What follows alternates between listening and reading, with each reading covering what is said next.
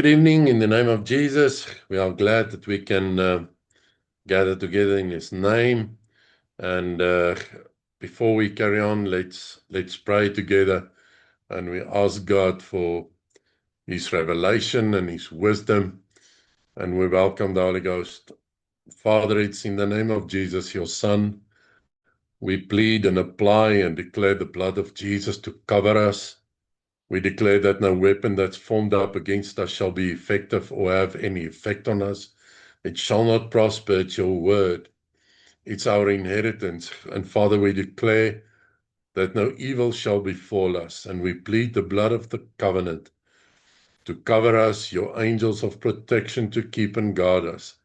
And let Your wall of fire be around us, Father, so that we can gather together in all safety and enjoy the presence of the Holy Spirit. We ask that You really break open the word, Holy Spirit, and the deep meanings of this scripture, so that we can understand it and know that Jesus Christ alone was the perfect sacrifice, and You alone can do it. In Jesus' mighty name, I pray that if there is anybody that needs healing, restoration, deliverance, listening to this word, that the power of the word and the anointing of the Spirit of God would break the yoke and set everyone free in Jesus' name. Amen. Okay, ons gaan praat oor en vanaand saamvat en afsluit met die onderwerp van om deure oop te maak. We're closing this topic and we're just going to summarize. Once a person has opened a door, we've discussed it over 3 occasions. How do I open a door? And we have really just touched the base of it. It's a wide subject. But tonight we are going to summarize it all, put it all together, get to a solution. If someone has opened a door, and let me remind you, doors are not necessarily willfully opened. Doors can be opened on your behalf. For example, through your bloodline. Doors can be opened in ignorance.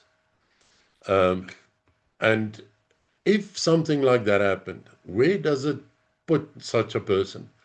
And what now? What then? How does such a person get free?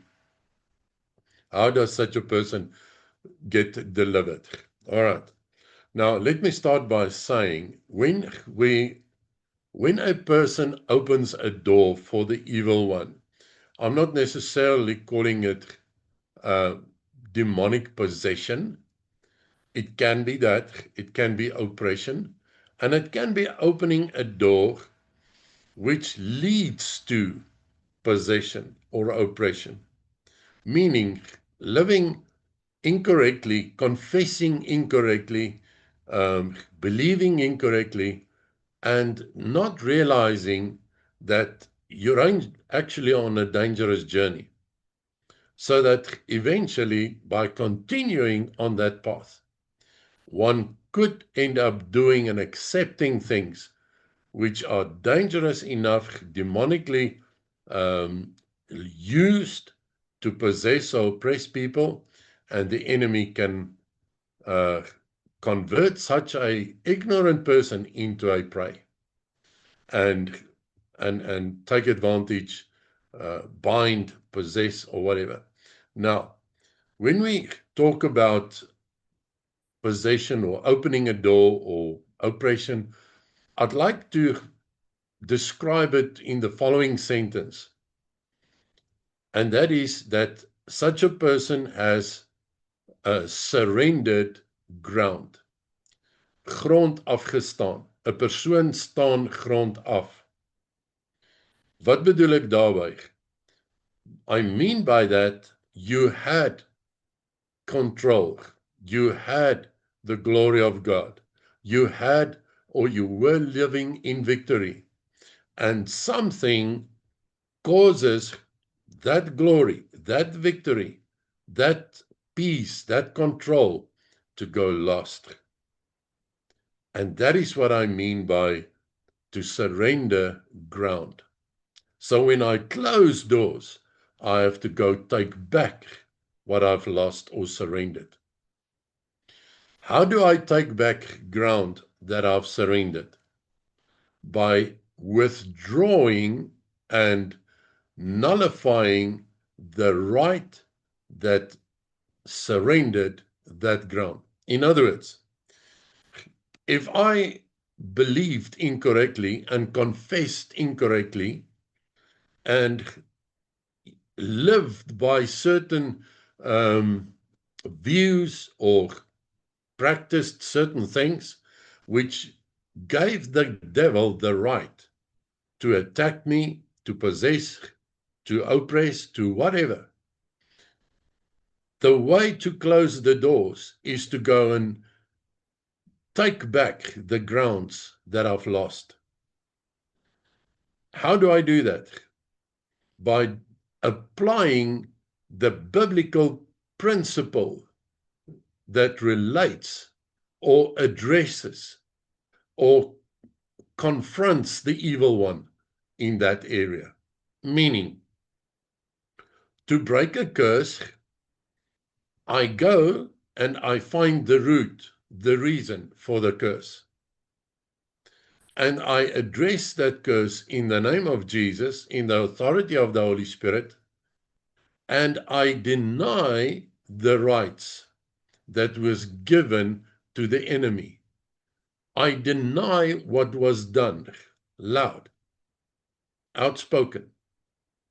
And I go and by faith and by the authority of the Holy Spirit, by the anointing of the Holy Spirit, I go and I break in Jesus' name the bondage, the curse, the right, call it what you like, that was placed on that person. It will normally be a situation of someone as, let's say, for example, someone was involved in the occult, have practiced occultic things, and all of a sudden that person's life started being controlled and manipulated and influenced by the evil one to such a degree. Remember, possession and even oppression is a state wherein a person cannot or does not have the control over his spiritual life that he's supposed to have, even over his earthly, his carnal, his desires, his actions. It could be bad temper, it could be lust, it could be anything. The moment that that behavior could be described as abnormal, beyond measure, there's a chance that the person has opened a door and a possession or oppression is now being exercised by the devil. And the way that that can be nullified is for this person to go take back the grounds that were given by the enemy. And in doing so, it means that the person has to go back on the road, on the path that he or she has been on, get to the point where the agreement or the commitment with the evil one was made, and start denying it, renouncing it, and turning to God in all honesty, with all good motives, getting cleansed by the blood of the Lamb. Do a process of repentance. And once that has been done, we can describe it as grounds have been, or agreements have been nullified. Now the person could be ready that the grounds be taken back by means of the breaking of the curse, by means of the breaking of the yoke and godly deliverance, and the person walking out there free. Some deliverances take longer than others, and sometimes God, not always, and I'm not saying this in unbelief, not always immediately set a person free. It's sometimes a process. I know of people that got set free, that didn't live for God very long before they returned back to the old ways. And I think God sometimes wants to see what is in a person's heart. What are your motives? You see, God is not an emergency pharmacy, just so that I could be freed to be delivered from this discomfort and this bad condition that I'm in, and then I turn my back on him again. No, God wants people that serve him in real truth. Okay, let's go to Galatians 3, verse 14 or 13. Christ redeemed us from the curse of the law, being made a curse for us. This is important to understand. How do I close a door if something went wrong? By accepting that Jesus was the perfect sacrifice. He became the curse. He became the one that was punished for my transgressions. All right? And I need to accept that. I need to be able to accept that. And often people live in hostility and animosity with God. People blame God for many things. And as long as there is a separation, a bitterness from my side towards God, God cannot set me free. Let's understand this. There's only one person that can set you and me free, whether it be from sin or oppression or illness or possession or whatever work of the enemy. Only Jesus, by his blood, by the power of the Holy Ghost, and by the anointing of the Holy Spirit, can break the yoke. So if I'm living in hostility towards God, I should not expect to be freed, because it's like the one kingdom against the other one, and that cannot work. I must make sure that I do not have any blame against God for anything that went wrong in my life. Otherwise, the breakthrough just won't come. He made being made a curse for us, for it's written, cursed is everyone who hangs on a tree. That means the cross. So that, listen to this, the blessing of Abraham might be to the nations in Jesus Christ. Last week we said many people depend or have or argue, I am part of the blessings of Abraham. Look, you can be under the blessings of Abraham, but you can be outside of the blessings of Abraham, because this scripture very clearly says, so that the blessing of Abraham might be to the nations, where in Jesus Christ, any nation, any person operating, living outside of Jesus Christ, don't expect the blessing that God has bestowed upon mankind through Abraham. Don't expect that to be your portion or to be my portion, because Abraham was not the source of the blessing. God was the source of the blessing. And then it says, and that we might receive the promise of the Spirit through faith. There is nothing I can do to buy blessings from God. Blessings come through the grace of God. God is the source, and through faith. So, if I live contrary to God's laws, God's rules, I shouldn't be expecting the blessings of God.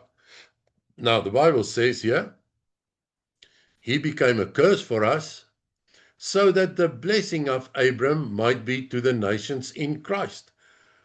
There's another scripture that says we are blessed in heavenly places with all spiritual blessings in Christ. Okay, so how do I close any door? by starting at the point with my, or related to my relationship with God. Repentance. Come to God. Get blood washed. And be in good standing, in the right standing with God. That's where I start closing doors. And that's where I start taking back grounds that were stolen and taken from me or anybody else. Ezekiel 18 verse 20, we read it last week. It says that curses are not, well, let me put it this way. Curses, it's not necessary to be under a curse because of the sins of my forefathers.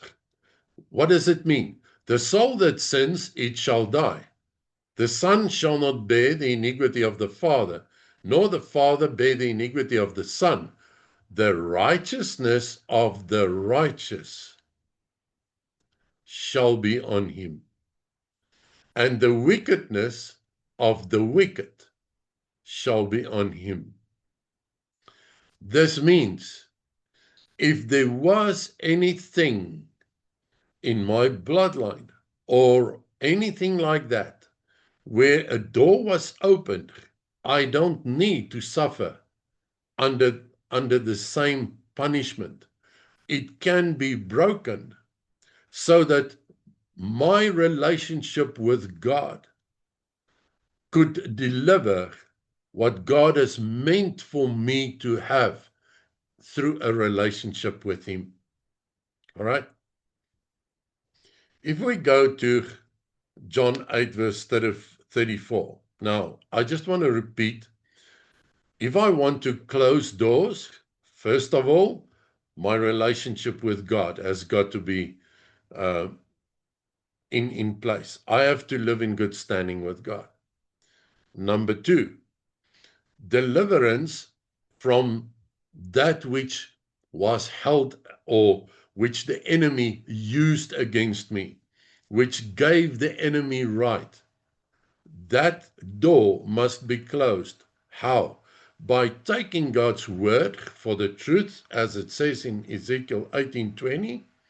If I set my life in order with God, I am entitled by His grace and by the blood of Jesus to be set free, so that the blessings of Abraham and the blessings in Christ could be my portion.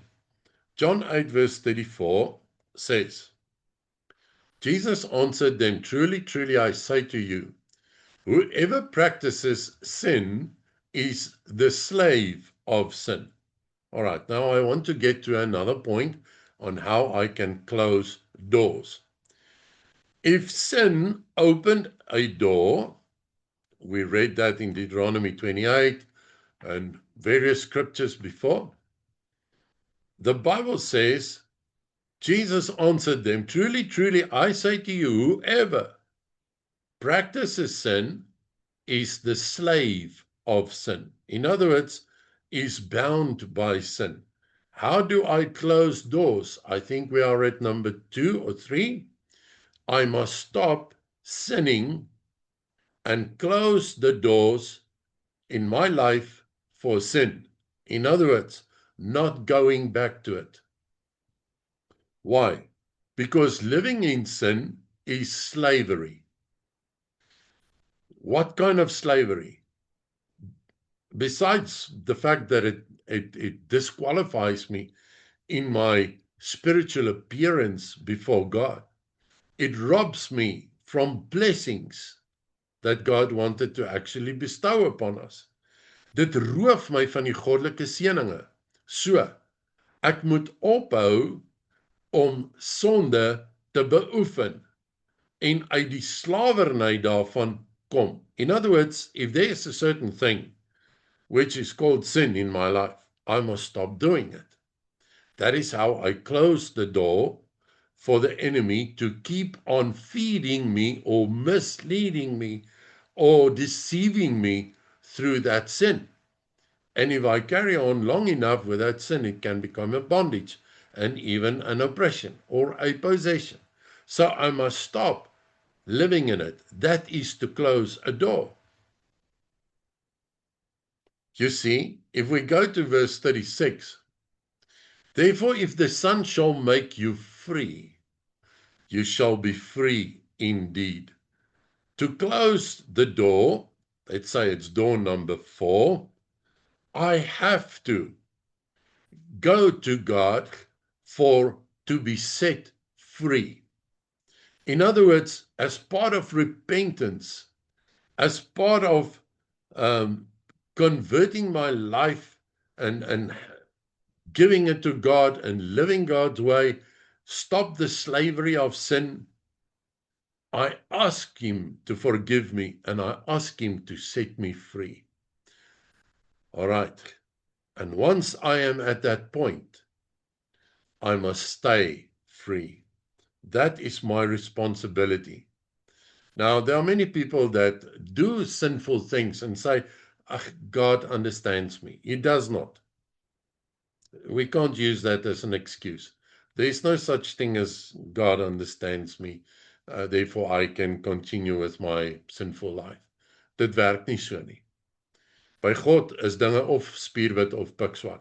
Things are either spear white or pitch black with God. So it's my responsibility to keep the door closed once the temptations come, because whom the Son of God has set free shall be free indeed. Now, what does it mean to go back to my sinful life? If we read the book of Hebrew, we'll see it's like a dog going back to his own vomit. And I'm actually trampling on the blood of Christ, and I'm actually denying the Holy Spirit through whom I've been reborn. So, in all circumstances, it is important, once a door has been closed, to keep the enemy out. Because if I let him in again, it can be worse, even 7 times worse. To such a degree, the Bible says he will go and fetch others 7 times worse than him and occupy that life. All right.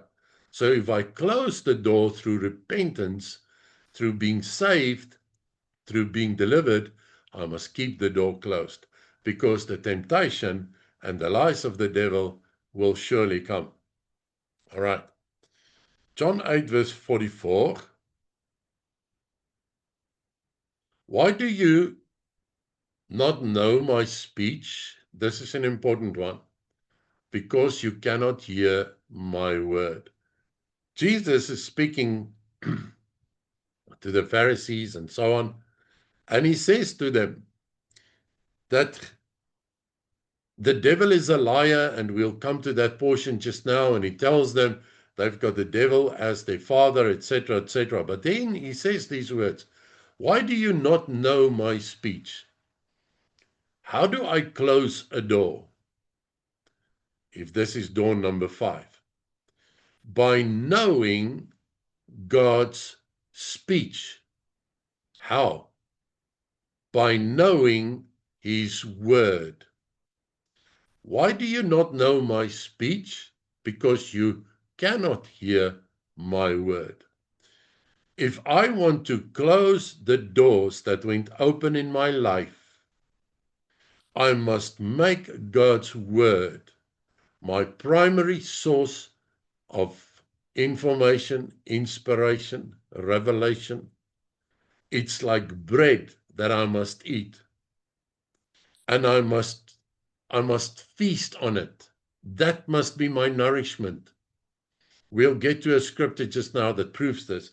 It is important, once I've been set free, that the word of God is first and foremost very much part of my life, and that I must hear God speaking to me through His word. There are various other ways too, but it's important to fill my life with His word. Why? Because His word is life. His word is revelation. His word is that which I need to nourish and feed my spirit. So he says to these people in this scripture, he says, you don't know my speech because you don't hear my word. And by hear, it's not in here and out there. It's hearing my word and keeping my word. In other words, what he says is stop associating with the untruth. My word is the truth. Stop associating with the deception and the lies of the devil. All right. We go to verse 32. It says, and you shall know the truth, and the truth shall make you free. Now, it sometimes happens, and I've seen it happen, that a person is oppressed, and simply because of a lie that the person is believing. And that lie is really getting such a hold of that person that the person cannot function properly. But the moment that the person hears the truth of the word, the truth about God, the truth in Scripture, and it goes open, the person grasps it. The Holy Spirit uses that word and turns it into power, and it sets that person free. I've seen with my eyes where somebody grasped a portion of the word and a long, what shall I call it? A long life, years of oppression, of fear for the enemy broke instantly by just realizing the truth. And that truth was like bread to that person. And all of a sudden the penny dropped and boom, the bondage broke and she was free.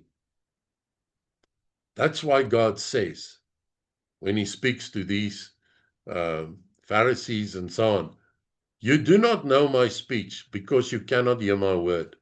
Even if you hear my word, you don't pay attention to it. Verse 44, you are of the devil.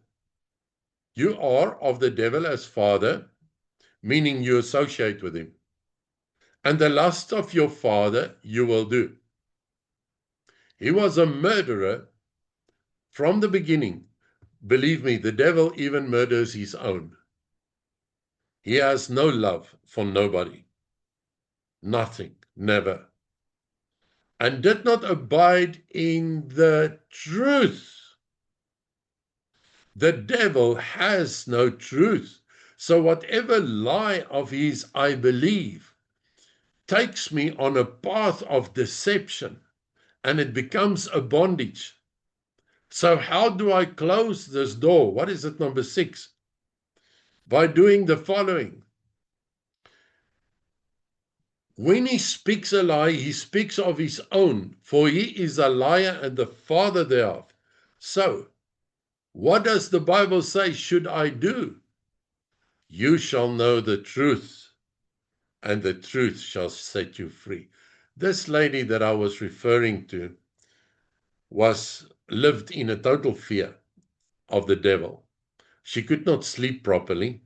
She slept on her stomach for years, with her face covered because she was scared she would see the devil. And a simple story was told to her, a simple truth from the Bible was ministered to her. And she realized, the Holy Ghost gave her revelation. She realized, but goodness, the devil has been lying to me all these years. I don't need to fear him. My fear for seeing him is a lie. He is an unclothed enemy. His authority has been taken away. I belong to Jesus. He bought me by his blood. And the penny dropped. And that moment, that yoke broke. And she was free. She cried out and said, I am free. You don't need to pray. I am free. That is what the truth sometimes does. And that is how I close doors, by having the truth inside of me. And very important, by applying the truth. So once I've gone through the process of repentance and renouncing the sins I've committed and the sinful life I've lived, I must embrace the Word of God, and I must live it, not speak it, live it. Second to living it is declaring it, but still living it. No matter what I declare out of the Word, if it's the Word and it's the truth, I can speak it, but I also must live it. Because the devil is not fazed with my speaking as much as he is fazed with my living. There are many people that speak the word that don't believe a word what they say. They just say it because they think it's all that there is to it. But the power of the scripture is when that penny drops and it becomes alive inside of my spirit. And now I don't only declare, I believe what I declare. And I believe in the creative power of the word. That closes doors and that breaks the yokes. So I think we are at closing door number 7, or method of closing door number 7. Acts 19, it says, verse 11, and God did works of power through the hands of Paul, so that even handkerchiefs or aprons from his skin, being brought unto the sick, the diseases were released, and the evil spirits went out of them. If I read this scripture, I understand Paul was an apostle from God. And the Bible says God was with him. But Paul is also the person that wrote, give no place unto the devil. So what am I saying? The moment that I have gone through repentance and I've embraced the word and I apply it in my life and it's part of my lifestyle, if there is anything in my life that I need to be delivered of, God will deliver me. But once that happens, I must become the channel of God that He wants me to be. Many people get saved and then they disappear off the scene. You know that the Bible says in Revelation 10 verse 12, they overcame by the blood of the Lamb and the word of His testimony. And another translation says the word of their testimony. Jesus' testimony, part of His testimony, is when He hung on the cross that He said, it is finished. He has paid it all. There is nothing that you still owe the devil based on the price that Jesus paid. Now, if I live in that truth that I am set free, it becomes my testimony. I live in the freedom. I declare in the freedom. The power of God and the Holy Spirit can function in and through me. And to stay in that mode, if I can call it that, closes the doors for the devil. Why? Because I am a usable channel of God. Listen to what I'm going to say. I think this is not something too many people will perhaps like me saying. I believe there are many people living in bondage today because they are passive in the Lord. I believe the devil got a hold on many people worldwide because they are not really active. They are passive. They don't exercise what God has done inside of them for them. God wants to use you and me, and I'm not saying everybody that's not a preacher is a sinner. Don't get me wrong. The devil can slowly but slowly lure a person back to a nonchalant and a non-active life like Samson, so that on the day that the problem arises, the person doesn't know what to do. The day that the challenge of the enemy comes to the fore, the person cannot, God cannot, use, or the person is neutral, not usable, is what I actually want to say. The person is lukewarm.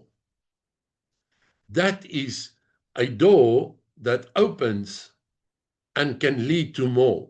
But by being active in the Lord, by having a living relationship, by being available, by being God's witness, keeps the door of the devil closed. Let's go to Matthew 12, verse 43. I just want to mention this. Judas was one of the 12 disciples.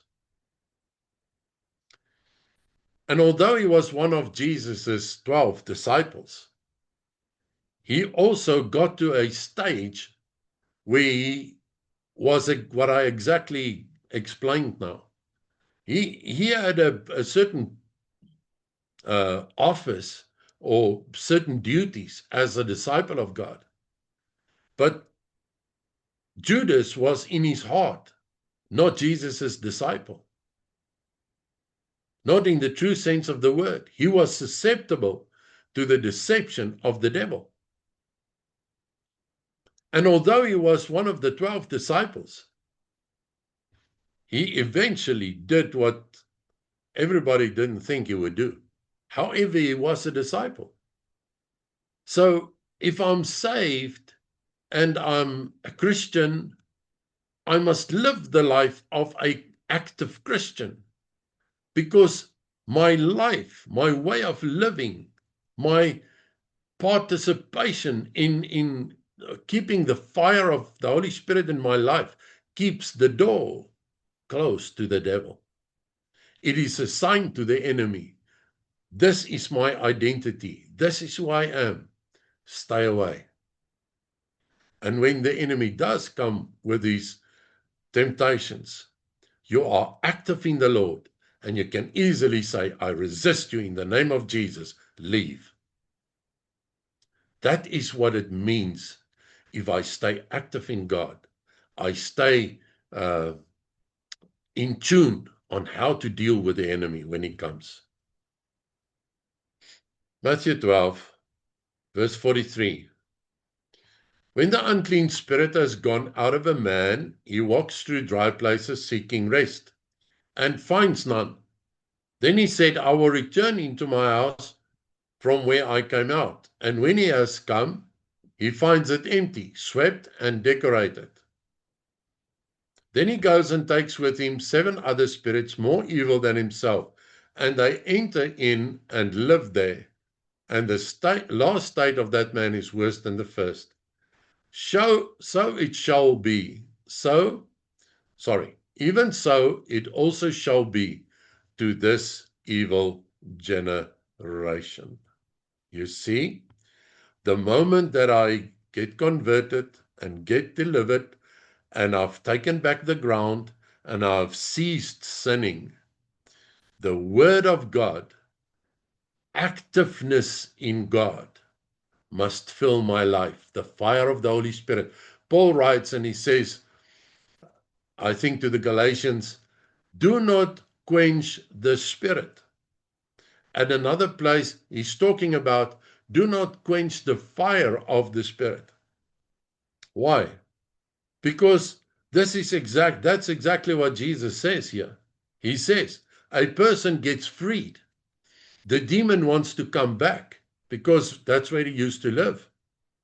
And he finds the place empty and clean, and he goes in there. Even so it shall be to this evil generation. What does Jesus actually say? Fill this empty house. Now that the former occupant, the evil one, has left, fill it with godly stuff. Get that fire of God and keep that fire of God active inside of you. so that when the enemy comes back, he'll find the place occupied by the Holy Spirit, His fire, your zeal for the gospel, being active, being full of God. It's dangerous to become nonchalant in the spiritual terms. Luke 16:11, verse 28. But he said, no, rather, blessed are they who hear the word of God and keep it. You see, it's just what I've said. How do I close a door? We are probably at door number 7 or 8. By keeping the word of God. There's a scripture that says, let the word of God dwell in you richly. Why is it important? Because you will face many lies. The devil will come to you and give you a feeling of you are not free. Emotions, you are not free. He will accuse you. He will come and tempt you. He will do all kinds of things which make you feel inferior, which make you doubt in your deliverance. And that is the point, where if I'm full of the word of God, I can say, Satan, go away, I resist you. It is written, whom the Son of God has set free is free indeed. You see, the devil will listen to the word of God, or the word of God that comes from your and my mouth. The devil is not scared of a person in the flesh, but he's scared of the word of God, of the truth, because the truth has got power. The word of God has got power. That's why it has to fill our lives and come out our mouths. The word of God. I'm just going to go past one or two things very briefly. It sometimes happens that a person, and it's happened in relationships, I've come across it many times, where a person would say, I cannot get over this. I cannot get over this person. I can't start all over again. And that becomes a bondage. And the person needs to be delivered from that eventually. And I'd like to compare it with this in 1 Corinthians 6, verse 16. It says, it's talking about something else, but here's the thing. Do you not know that he, being joined to a harlot, is one body? For he says the two shall be one flesh. All right. It often happens that people who were emotionally involved, one person to another, emotionally involved, someone with whatever was valuable, and the person loses that. It often happens that there becomes a bond, an emotional bond. It could be between two people and whatever the case may be. Once I want to be free, there are cases like that where I have to be delivered. And once I've been delivered, I got to keep the door closed. And how do I do this in this case? By not going back on the same road again. So to close door number 9 is to not go back on the same doors and mistakes or the same road, the same path again. Don't try.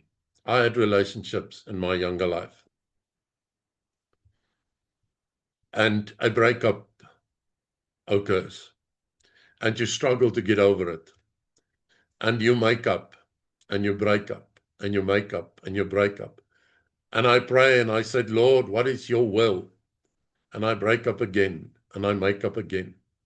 You know what? God has only got one will. I want to say anybody that's really on the road to still find a life partner, it is important that you find a man or woman according to God's will. Because God has got a perfect will, and his plans are never defeated. His plans are pure, and his plans work out. And I know that there are views and theories that say that's how we learn. I believe that God has got a will, and God has got in his heart the best for everybody. Don't let the devil come and tell you, hurt will teach you the way of life. God's will is greater than the hurts of life, and it's more important than the hurts of life. I'm going to go one more scripture, which is in James. James 1 verse 13. It says, let no one being tempted say, I'm tempted from God, for God is not tempted by evils, and he tempts no one. The last door that I want to mention, or the last way in which I can close doors, is by changing my mindset. Let no one being tempted say, I'm tempted from God, for God is not tempted by evils, and he tempts no one. But each one is tempted by his lusts, being drawn away and seduced by them. When those lusts conceive, it brings forth sin, and sin, when it is fully formed, brings forth death. Okay, so what does it say? The Bible actually says God is not the author of deception or temptation or when things go wrong or the origin of wrong-going things. It is often us that don't want to spend time seeking God's will and making sure that we live in his will. And by not doing that, we live with open doors. So what am I saying? I'm saying is be vigilant. See God's will. See God's will for your life. And see him, and here's the point. See him as a good, loving Father, rather than someone who has tempted you into mistakes. I've heard it millions of times where people said, why didn't God save me from this? It was never his mistake. But you see, we get tempted by our own desires, not by God's desires. We get misled by our own flesh, not by the Holy Spirit guidance. And we live with doors that are open sometimes to and bring in disappointment in our lives. So what should we do? Make God your friend. Love him. And never accuse him of whatever went wrong. Because that is a huge door that opens. And it often opens to such a degree that people get into a relationship into a stage of animosity with God. And they want to have nothing to do with him. And when things go wrong again, they blame him also again. So the point is, God is our friend. Be faithful and stay faithful and be his friend. And by doing that and having that approach, you'll keep the door closed of being deceived and blaming him and just going from bad to worse. Revelation 16 verse 15, I'm going to close, says the following. Behold, I'm coming as a thief. Blessed is the one who watches and keeps his garments, lest he walk naked and they see his shame. The Greek word for watches is to stay awake and remain vigilant. Remain vigilant.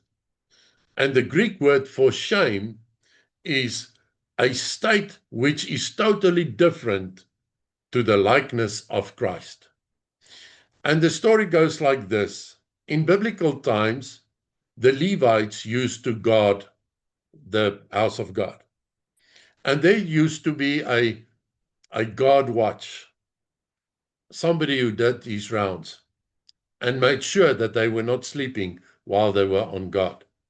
And if that guard, supervisor, or watch would find a sleeping Levite, he had the right to unclothe him, undress him, and beat him, and take his robe off him so that he's naked, and he had to walk back home naked. Now the scripture says, blessed is he who watches and keeps his garments, meaning do not be caught off guard. And that is the last way to close and keep doors closed, is by not ever being caught off guard. And the moment I make mistakes, I say, Lord, in Jesus' name, forgive me. Set it right, so that there's never an open door and you do not live in shame. Amen.